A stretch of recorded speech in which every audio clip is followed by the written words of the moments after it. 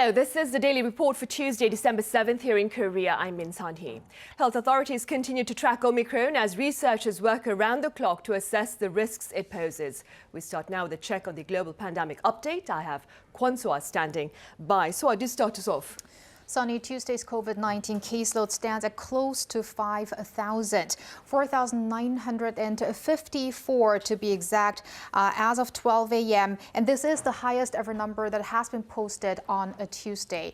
It includes more than 4,920 domestic transmissions and 30 cases from abroad. Now, compared to last Tuesday, we are seeing an on-week surge by roughly 2,000 cases. So this is raising concerns that by tomorrow, Wednesday, we may see the highest figure we ever posted here in Korea. Now, what has also hit an all-time high is the number of patients that are currently in severe or critical condition, standing at 774. That's 47 more than yesterday. And also for the 7th straight day, this number has been in the 700s. Also, Korea saw its second highest daily single-day death toll here at 64 after having posted 70 fatalities last Saturday, raising the death toll to 3,957 here in the nation. Now, meanwhile, on the vaccination front, we've got around 51,000 people who got their first shot yesterday and some 65,000 people who got their second shot. Now, when it comes to additional doses or booster shots, we're seeing a 6-digit figure here and have surpassed 4.2 million in total of the number who got an additional dose. Now, let's move over to our map here. Now, all places except for Sejong City and Daegu now have a vaccination rate at over 80%. Meanwhile, the capital of Seoul is the place that saw the highest number of daily increases in infections here with over 2,100 cases. And moving to places abroad, we've got a milestone here in the U.S., which has now surpassed 50 million cases in total. The country is seeing an average of around 100,000 cases a day. Now we've got also the U.K. with 10.5 million cases. And here, this country has seen more than 50,000 daily infections 3 times in a week. And in total, the world has now 266.6 million, close to 266.7 million cases, with some 569,000 additional COVID-19 infections. And those are the general updates I have for now, but I'll see you back in a bit. Sunny? All right, so thank you for now. Right, we now take a closer look at the local COVID-19 situation amid fresh restrictions and broader requirements of vaccine passes. I have Shin Yeon here in the studio with me. Yeon, welcome back. Thanks for having me, Sunny. Right, so I hear health authorities are maintaining their alert level at its highest. You're absolutely right. Korean health authorities have issued their highest COVID-19 risk level for the second week in a row.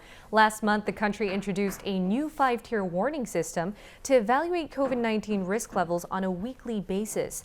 Authorities said we're at the highest level of risk, denoting a situation where our medical capacity has reached its limit. On Tuesday, the Central Disaster Management Headquarters said 7 out of 10 beds for critically ill COVID-19 patients nationwide were being used. 83.6% of all beds in the Greater Seoul area are occupied, while in other regions, this figure reached 68.5%. Right, and that is precisely why, starting this past Monday, Yeon, Korea is facing fresh social restrictions, including vaccine pass requirements. Now, what, Yeon, has been the public response to this? Well, vaccine passes have been a controversial topic ever since they were implemented in November. An online petition against the use of vaccine passes uploaded near the end of November has drawn more than 290,000 signatures as of Tuesday morning. This comes as more venues are now requiring vaccine passes starting from this week, and this includes everyday locations such as restaurants, cafes, and theaters. Initially, proof of vaccination was only required for venues deemed to be high risk, like indoor sports facilities, nightclubs, or singing rooms. Unvaccinated people had to submit a negative PCR test result taken within the previous 2 days to gain access. Though the government is allowing a 1-week grace period so businesses can get up to speed, some have openly shared their discomfort. It's close to impossible to ask each customer whether they have been fully vaccinated. Some have been offended when I ask them. We now need to hire people to check users' vaccination status, which costs us extra expenses. Authorities have also decided to expand vaccine pass requirements to students aged 12 to 18 from February, despite opposition from some teens and their parents. They will require students to be fully vaccinated to go to cram schools, libraries, and academies on public safety grounds. But many parents and students are saying this measure would violate the fundamental right to education for unvaccinated teens. Right, and Yeon, controversy over vaccine passes, though, it's not confined to national borders, right? Right. There has been much debate across the globe on the very question of whether vaccine mandates and vaccine incentives are necessary. Some people around the world have been very vocal about their opposition to the vaccine passes. On Sunday, thousands of protesters in Belgium marched through the streets of Brussels carrying signs that read, "No to mandatory vaccination" and "No to dictatorship." Take a listen to what one protester had to say.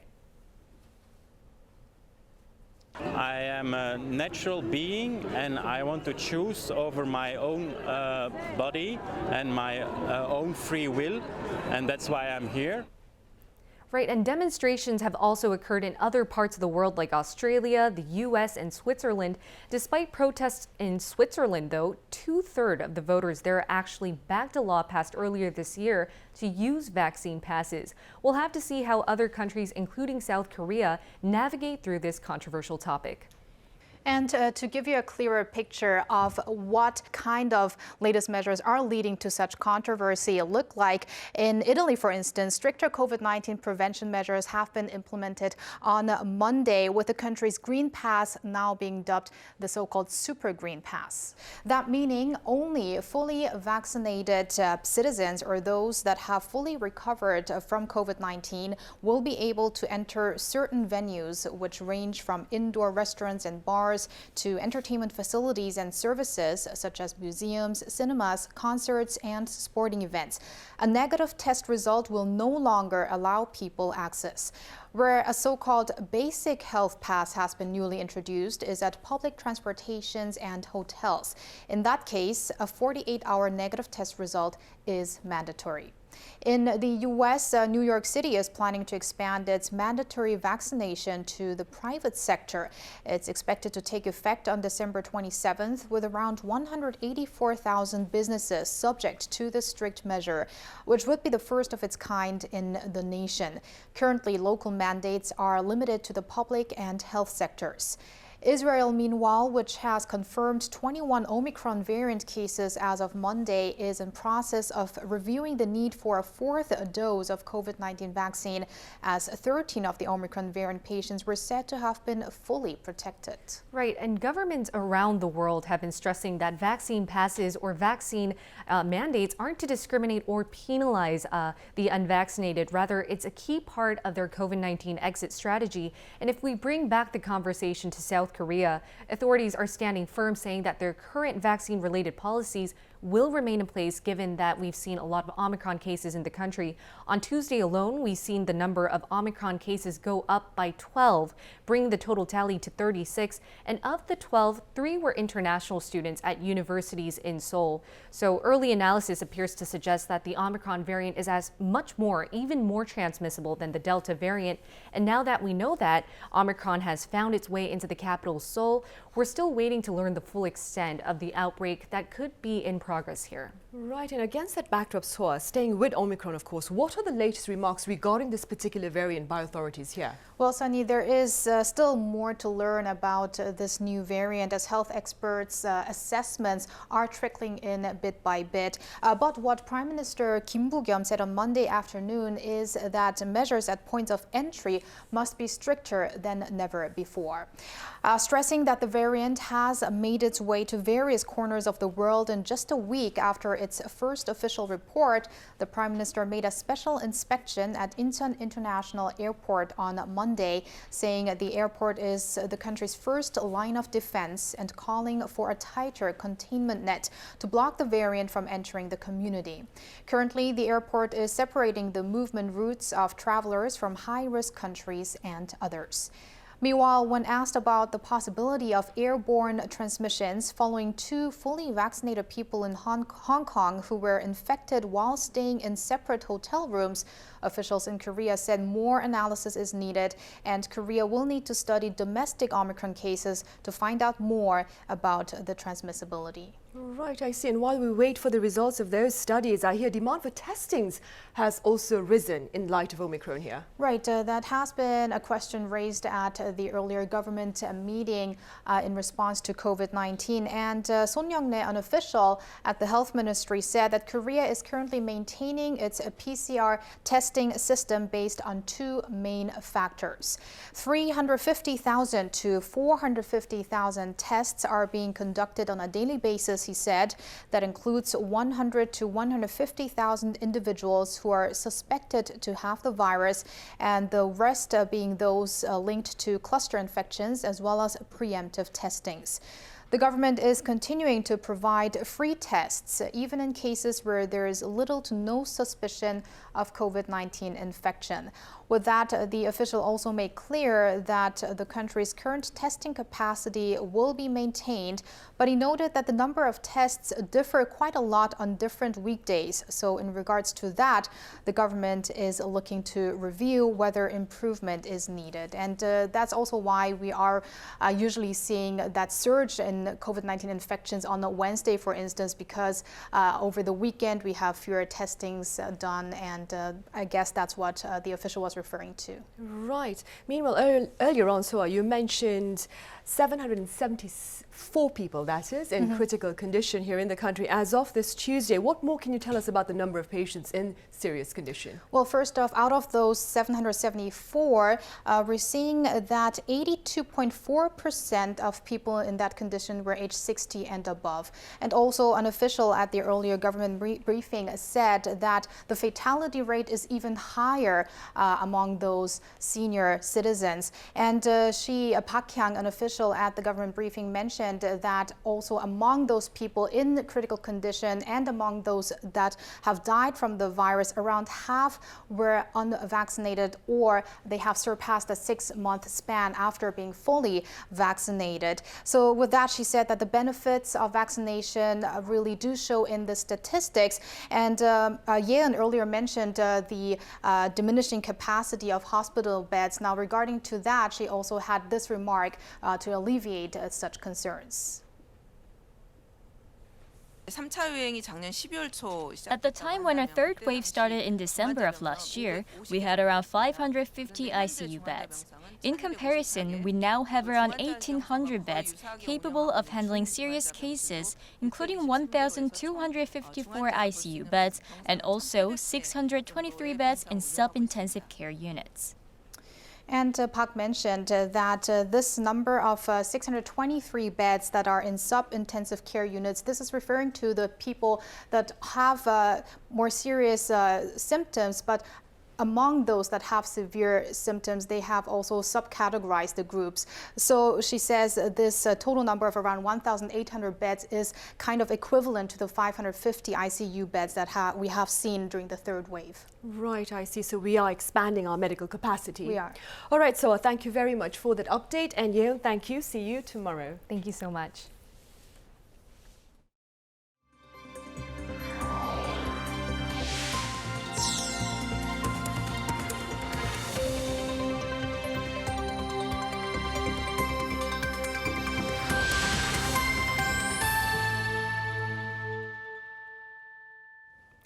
The Biden administration will refrain from dispatching a diplomatic delegation to the 2022 Winter Olympics in Beijing. The decision comes amid escalating pressure from U.S. lawmakers over China's human rights atrocities. Our Han Song-woo has our top story. The United States has announced it will not be sending government officials to the 2022 Winter Olympics held in Beijing, citing the host nation's, quote, ongoing genocide and crimes against humanity in Xinjiang and other human rights abuses. At a daily press briefing on Monday, White House Press Secretary Jen Psaki explained that the U.S. cannot proceed with business as usual through diplomatic representation, given its fundamental commitment to promoting human rights. She mentioned, though, that attendance of American athletes will not be affected and that the U.S. would be 100% behind them as it cheers from home. I don't think that we felt it was the right step to penalize athletes who have been training, preparing for this moment, and we felt that we could send a clear message by not sending an official U.S. delegation.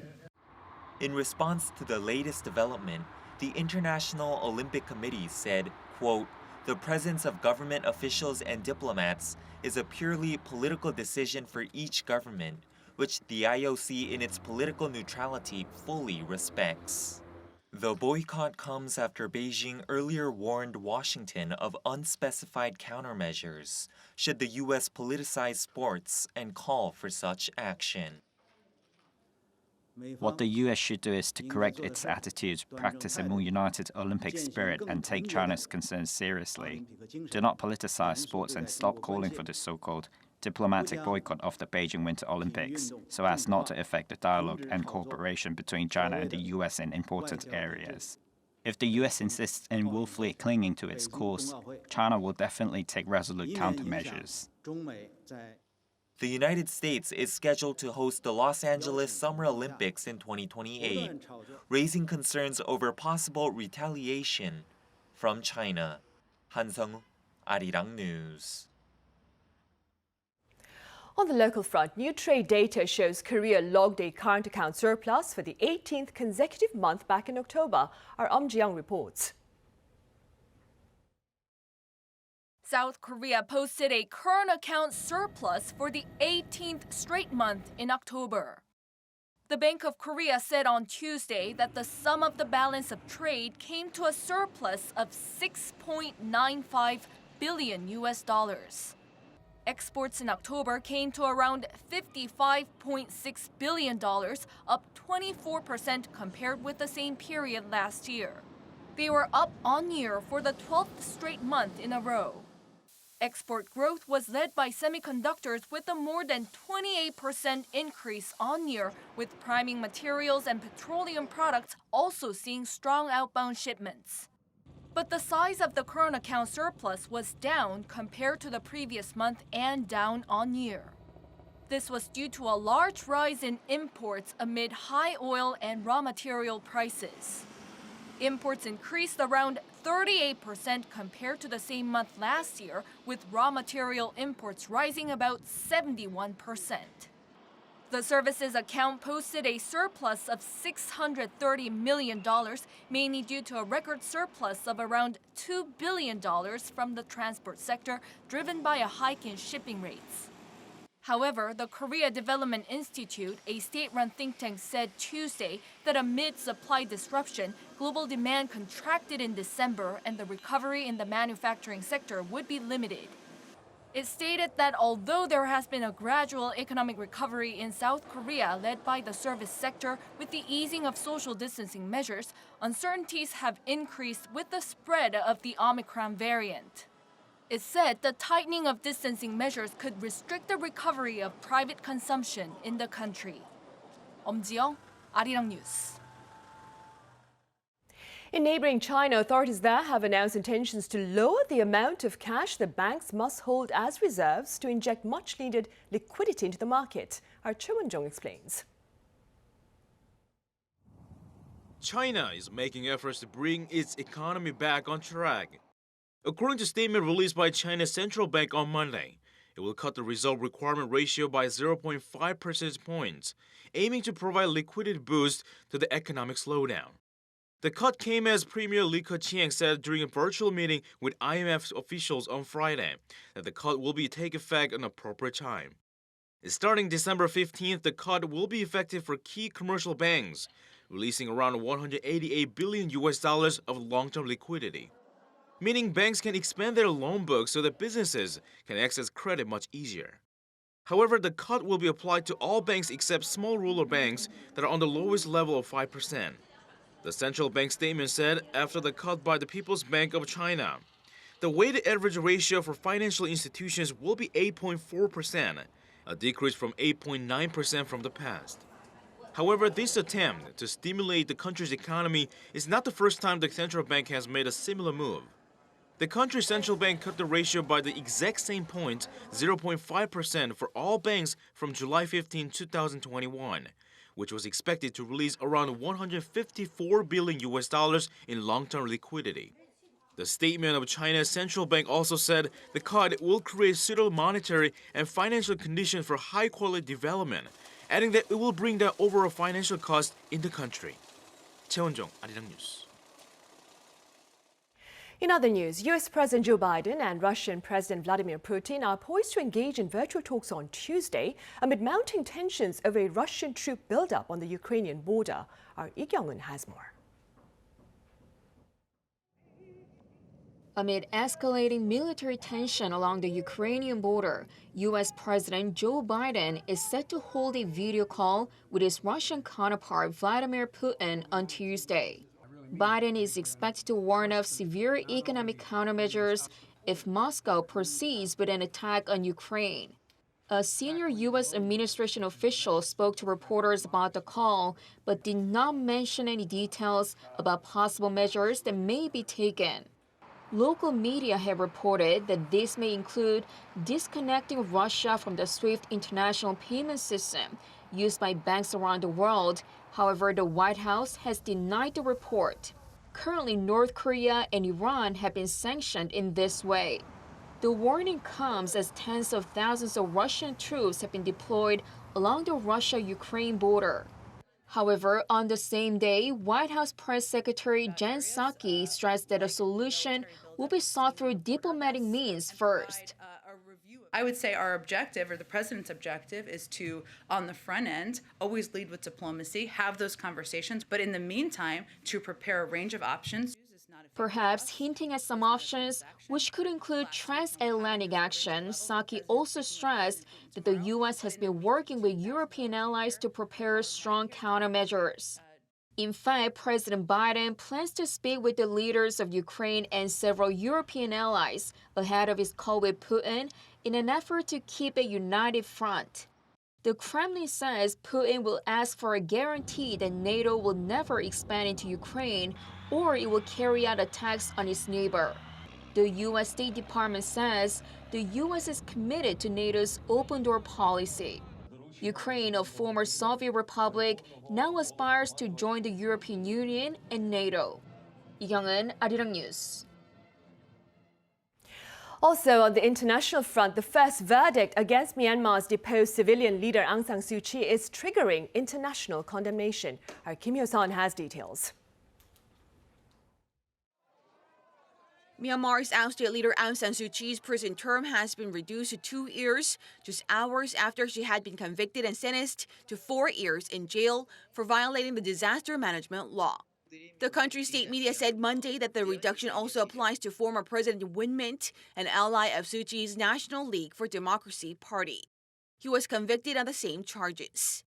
It explained the sentences would be applied at their current detention centers, implying they would not be sent to prison. Suu Kyi has been in detention since a military coup in February toppled her elected civilian government, and since then, she's being held in an undisclosed location. The Nobel Peace Prize winner faces more than 10 charges, which include accusations of corruption and violating the Official Secrets Act. In one case, she was convicted of violating COVID-19 restrictions for campaigning during last year's election, where she waved to the public while wearing a mask and face shield. The verdict was widely criticized by the international community, with the UN human rights chief calling it a, quote, sham trial, and said it would only deepen rejection of the coup. Suu Kyi is due in court next on December 14th, when she will face charges of possessing illegal walkie-talkies. She's one of more than 10,000 people that have been arrested by the military junta since seizing power earlier this year. At least 1,300 people have been killed in anti-coup demonstrations, according to the monitoring group Assistance Association for Political Prisoners. Ms. Han, Arirang News.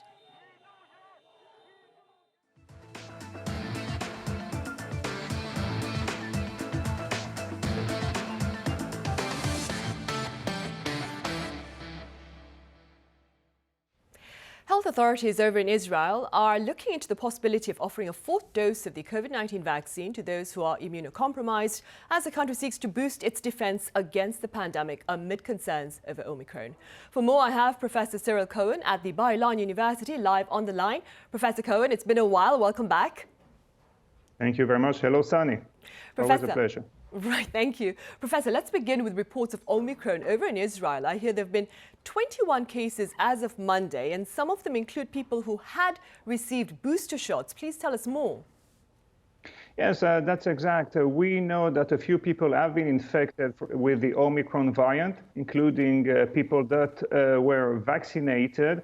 Basically, we had the cases of 2 doctors that were abroad. Those 2 doctors actually are doing fine. They are vaccinated again with 3 doses.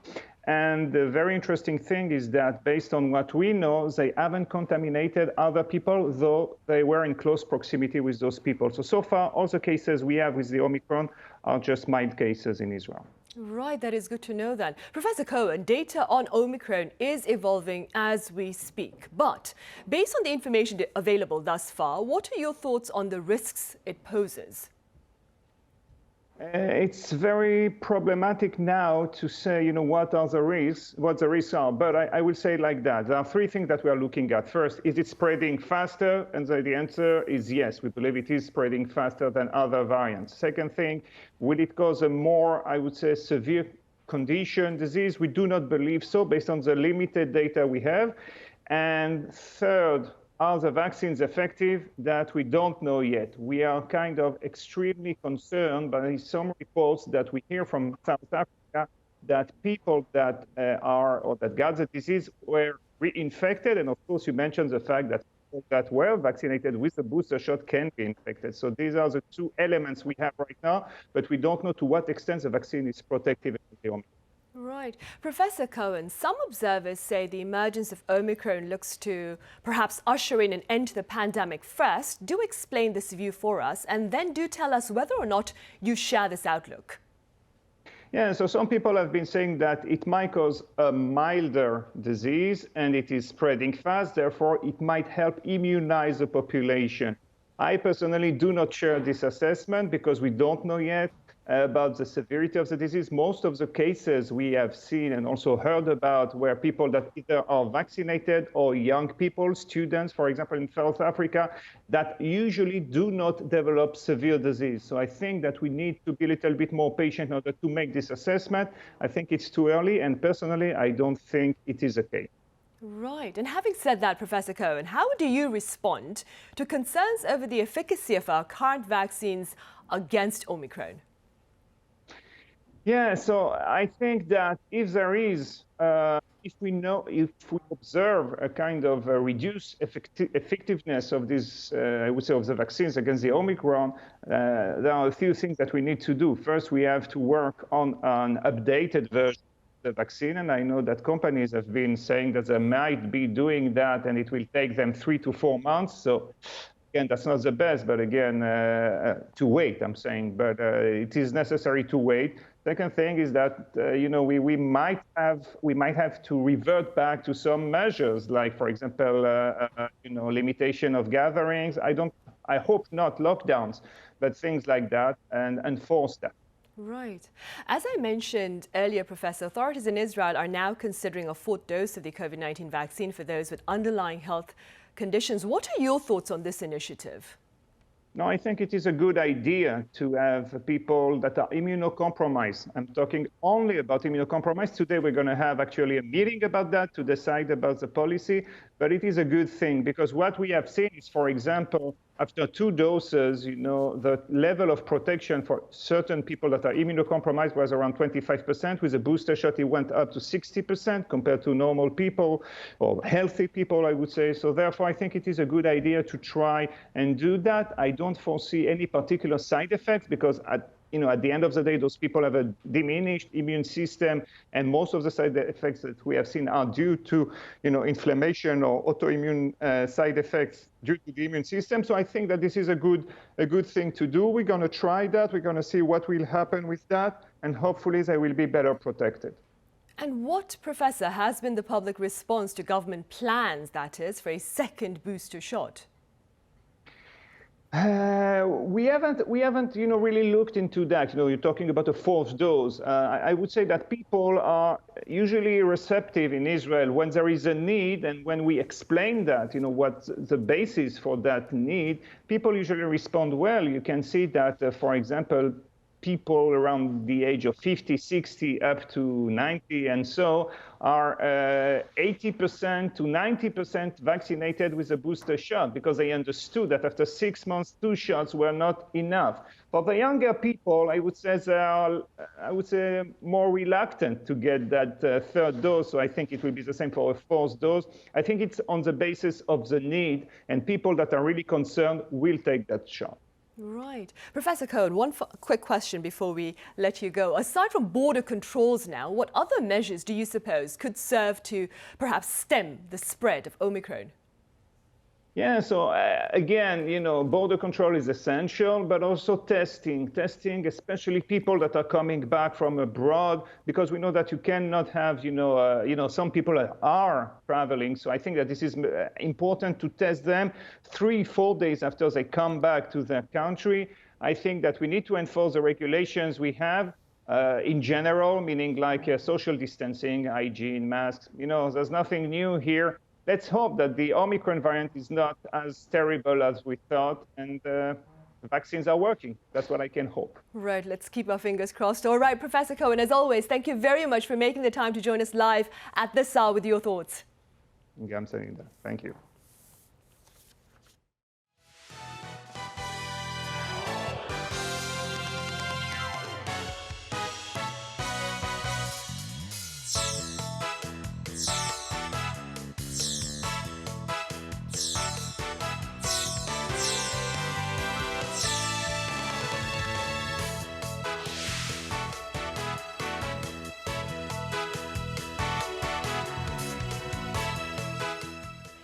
In today's studio session, we revisit the potential economic consequences of Omicron as relevant researchers seek to better understand the health risks it poses. For more, I have Professor Kim Se-wan from Ewha Women's University. Welcome back, Professor Kim. Pleasure to be here. I also have Professor Yang Hee-dong, also from Ewha Women's University. It's good to see you again, Professor Yang. Thank you for inviting me again. Meanwhile, joining this talk virtually is Mr. John Paraliusen at the OECD. It's a pleasure to have you with us, Mr. Paraliusen. Thank you. Likewise. Right, Professor Kim, we'll start here. The Bank of Korea believes that the local economy will expand 4% this year. Is this a feasible target, in your view? First of all, the 4% annual economic growth is a very important benchmark because it means Korean economy fully recovers from the shock of the pandemic. Until the second quarter of this year, Korean economy stayed on the track of annual 4% economic growth. But the situation got worse because coronavirus variant spreads and global production chain disruption continues. Thanks to that, domestic consumption and domestic investment, particularly in facility investment, decreased in a larger scale in third quarter. Finally, the third quarter's economic growth on quarter was 0.3%, and this is much less than expected. For gaining the 4% economic growth, the third quarter economic growth should have been at least 0.8%. So it is true that it became more difficult to achieve the 4% annual growth target because for gaining the goal, in the last quarter, fourth quarter, the economic growth on quarter should be more than 1%. Right. And against that backdrop then, Professor Kim, what impact do the latest enhanced restrictions look to have on domestic recovery? Well, that has, of course, the huge impact on domestic economy, but I have to say that the power of the momentum of economic recovery is very strong for Korean economy thanks to robust export increase, even though domestic consumption is declining. So in the end, Korean economy will get over that difficulties. Hopefully. Yeah. Mr. Paraliusen, I believe the OECD has also maintained its 4% growth outlook for Korea, despite its downward revisions for other major economies such as the US and Japan. Could you tell us a bit more? Yeah, well, basically, we agree with the assessment of the Bank of Korea. Catch up since the beginning of COVID has so far been driven by manufacturing sector, exports, and also their investments, as well as strong public support to the economy. And we see these factors contributing going forward as well. But we also see some boost from private consumption as consumer-facing services come back to life, reflecting some reopening in November, even though it was the reopening was slowed down and a bit in reverse, but it's still more open than before. So the third quarter was also a bit weaker than we had assumed earlier in the year, but we assume that this will be caught up in the fourth quarter, and so we also believe that GDP should reach 4% this year. Right. Now, Mr. Paulusen, this latest report by the OECD was drawn up prior to global concerns over Omicron. Having said that, what are your thoughts on Omicron's potential economic repercussions? Well, even before we finalized the forecast, we saw that the government postponed step 2 of living with COVID here in Korea, and they tightened measures also a bit just recently. It doesn't really alter our central scenario. I think there was always a risk that reopening is postponed even further as a consequence of the ongoing winter wave. And Omicron, in a way, it doesn't fundamentally change this picture. It's an added risk, an added downside risk. And if it should turn out that Omicron is both more contagious and escapes previous immunity, and also the degree of seriousness of disease, there could be a case to reduce our growth expectations at the next crossroad. But we don't really know right now. So for the moment, we treat this as a downside risk. So and you need to remember, we are better prepared now than in the beginning of the pandemic. So at the moment, the risks that could be posed by Omicron remain rather limited then? Mr. Yeah,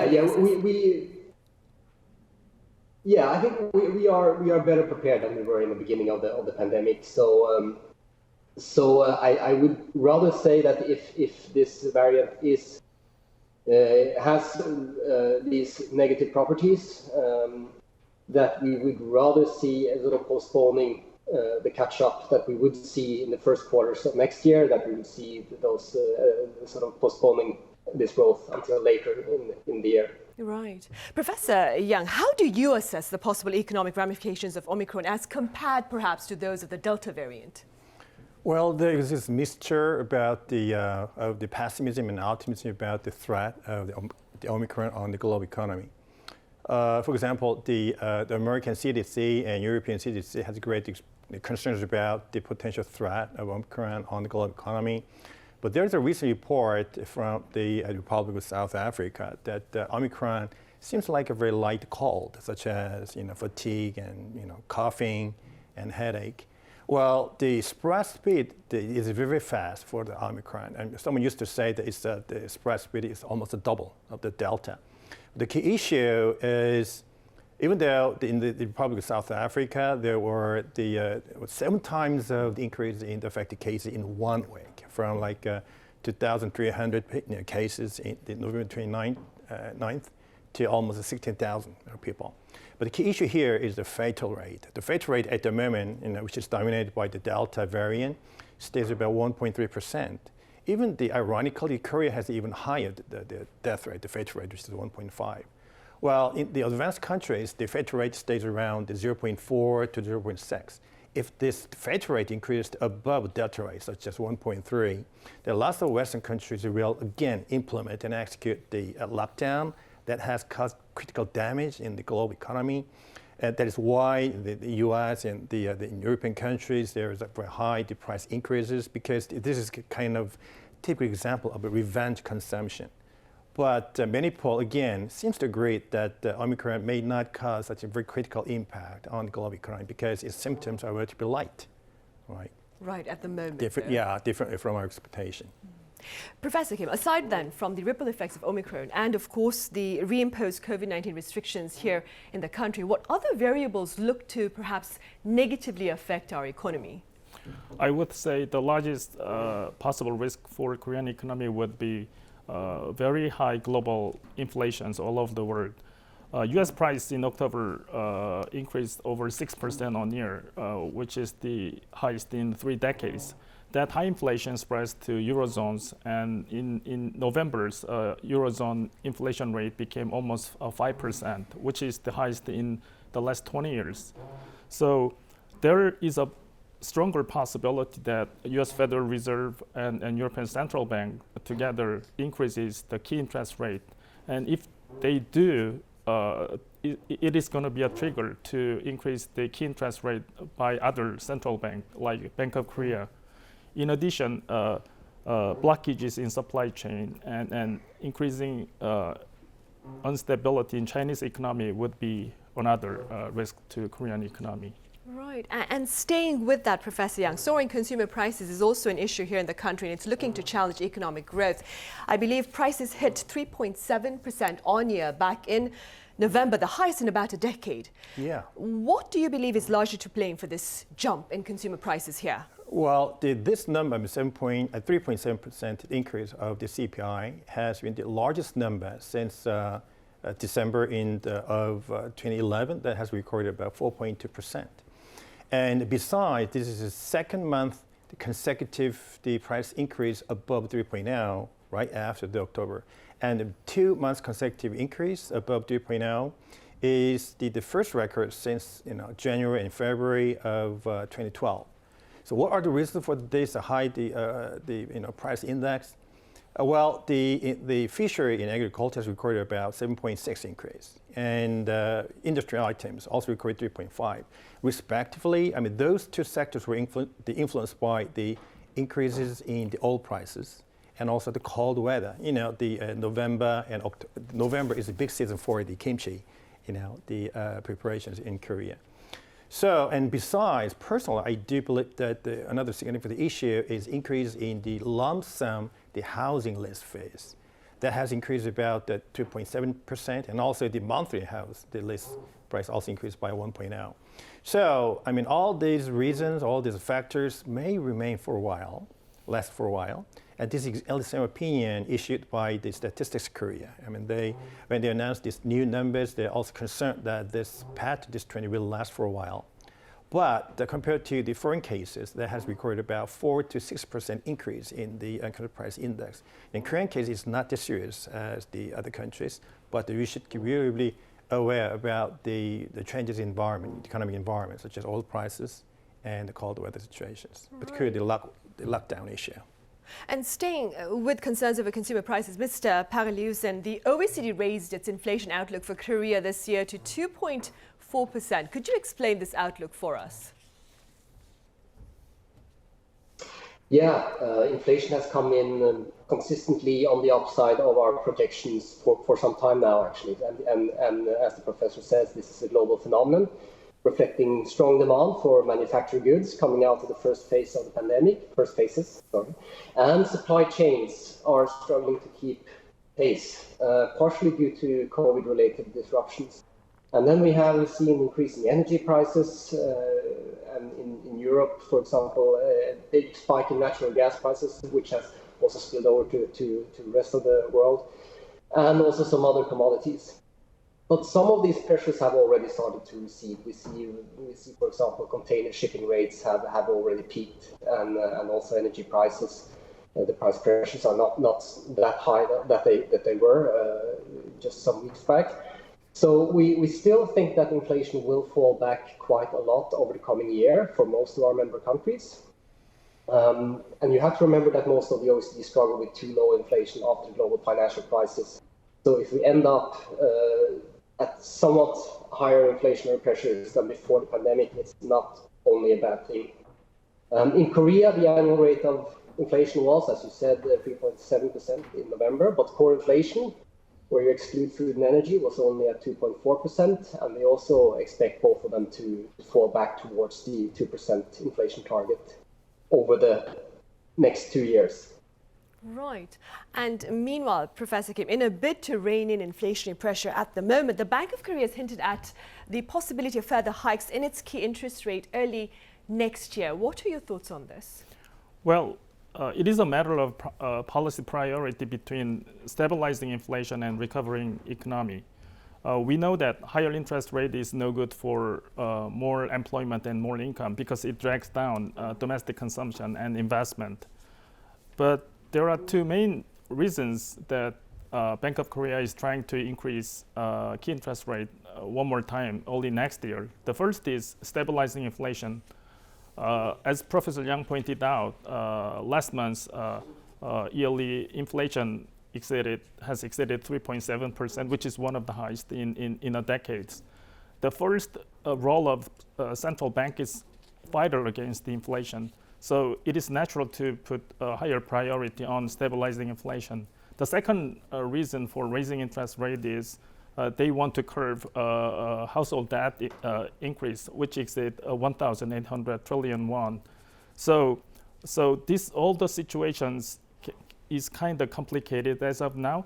But if Korean economic growth rate does not meet the 4% economic growth for this year, the Bank of Korea could put higher priority on economic recovery. Then they can delay interest rate hikes next year. Right. Meanwhile, Professor Yang, as Mr. Pangiliusen mentioned earlier on in our talk, exports have been driving Korea's economic expansion, with shipments overseas hitting, I believe, $60 billion in November. How do you explain this stellar performance on the export front here in Korea, despite the prolonged pandemic? Well, I think we should be really careful not to be optimistic about this number, because I do know that the export in November has increased over 32% YOY, right? But the major driver for this superb performance is due to the increase in the raw resources. So we're reflecting this analysis, however, the import has also increased in 43.6% in November. And besides, our trade, the profit was, as recorded, about $3.1 billion in November, which is a lot smaller than $5.8 billion of the last year. So far, our accumulated trade profit amounts to about $30 billion, whereas we had about $45 billion last year. So, but I'm not saying that we should be pessimistic about this export performance, because in terms of the physical amount of export, that number has increased about 8.2% compared to last year. So we are doing a very good job with the export, but we should not be over-optimistic about this number, because we should be aware that the real GDP has grown only 0.3% in the third quarter, and the real GNI has recorded negative 0.7% in the third quarter. I mean, all these numbers combined, we should be really push very harder and harder to stimulate our economy. Staying with that note of caution then, Professor Yang, what factors look to hamstring perhaps Korea's exports in the future? Well, the oil prices and lockdown of the foreign countries, where most of our exports will target. So, I mean, these are two major, I think, the risk factors that may impact on our export performances. Right, I see.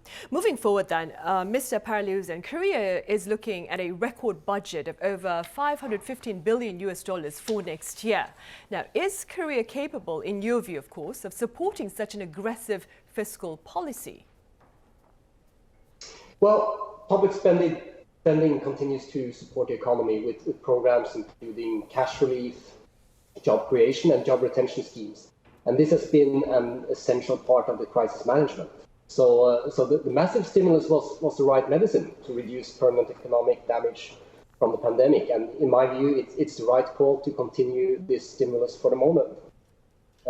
Because the risk of tightening too early is that you take money out of people's pockets at a time when parts of the economy, and I'm talking about primarily the customer-facing services, are still very, very weak. So you have relatively low public debt in an OECD comparison, and this means that you can do this for the moment with little risk. But of course, aging pressures down the road call for belt tightening in the medium term. And the government should start already now making a credible plan for how they will do this when the time comes. Right, and talking about government actions, Professor Kim, later this month, authorities will disclose their economic agenda for next year. What should be the priorities of this policy plan? Well, next year's direction of government policy is very important for next 10 years Korean economy. So government should be put to the test in managing the recovery of the Korean economy. After the outbreak of pandemic, almost every country implemented the same policy, like super low interest rate and providing emergency cash out programs. But in recovering economic policies, each country has to have a different policy, something like tailored policies, depending on the situation of the country. Particularly in Korea, we have a really huge number of, relatively speaking, self-employers and small and medium-sized companies compared to other countries. So these are the companies and people who are the hardest hit by the pandemic. So government should be focusing on supporting these people along with controlling the inflation continues next year. Right. And Mr. Paraleusen, it's been 25 years since Korea joined the OECD. What appears to be now the overall assessment of Korea's economic advances during this period by the OECD? And what are some tasks that need to be tackled to ensure continued expansion? Very briefly speaking. Well, if you go even further back to the end of the Korean War, I think Korea's economic and political development has been just an unprecedented success story, not just within the OECD, but globally. Of course, the ink had hardly dried on the OECD membership agreement before we were hit by the 1997 financial crisis. But this crisis was also seized as an opportunity to do many necessary reforms, which helped you continue growing and continue to improve people's lives until today. So I think you have done really, really well, but I will mention two challenges going forward. First, you need to boost productivity in the small and medium-sized firms.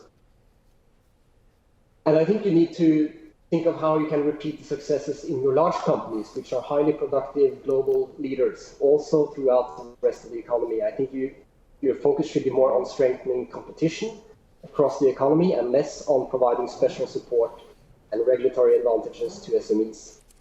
And second challenge, which is a massive challenge, is your rapidly aging population.